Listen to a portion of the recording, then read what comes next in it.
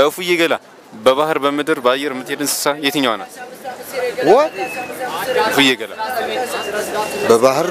በባህር የምትሄድ ናት ወይስ በምድር የምትንሳፈፍ ናት ወይስ በባህር ላይ የምትሄድ ናት? በሰማይ መሰለኝ በባህር ትሄዳለች እንዴ?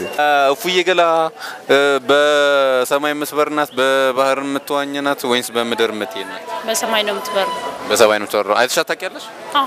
ከለሯ ነጭ እኮ ያው ዥንጉርጉር ናት። ነጭ በምን በአረንጓዴ አይ አረንጓዴ የለውም ነጭ ግራጫ ነገር ይመስለኛል። እፉዬ ገላ ጥርስ አላት ይባላል እውነት ነው? ውሸት ነው። እፉዬ ገላ በምድር በባህር በአየር የሚሄድ እንስሳ ነው?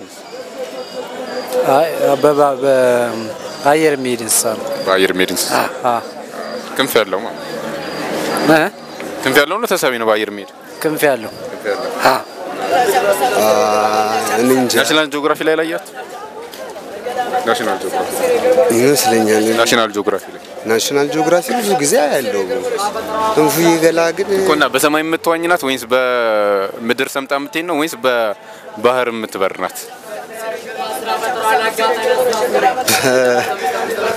በሰማይ የምትበር በሰማይ የምትበር ግራኝ ሰው አይተህ ከሆነ ሲበላ ሲጠቀልል በቀኝ እጁ ነው ሲጎርስ ግን በግራ እጁ ነው። ግራኝ ሰዎች ለምንድን ነው ይመስለኛል?